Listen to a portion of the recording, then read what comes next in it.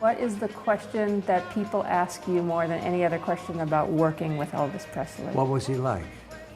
And I said, well, he was a sweet guy who called me sir when we talked, and I kept wanting to say to him, hey, buddy, you're the star. I'm just, but he would, and we also had a scene that was in what they used to call rear projection.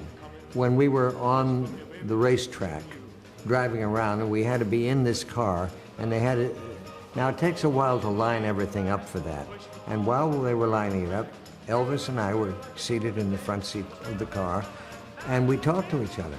And so I asked him the usual questions about how he started, and he told me all the stories must be true because they sounded like the same. He'd gone in to record a song for Mother's Day for his mother, and while in between takes, he and his buddies would jam a little, and somebody said, the guy, it was Sun Records, I think, and the guy came out and he said, hey, what was that you were doing? He said, so it's just stuff we hear on the black stations here.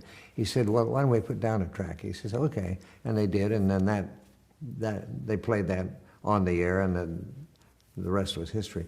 But he was just a really nice guy, and the people around him were all his buddies who'd been with him for ages, and so it was a very warm atmosphere for him.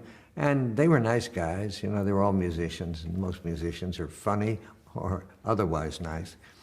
So it was a pleasure working with him.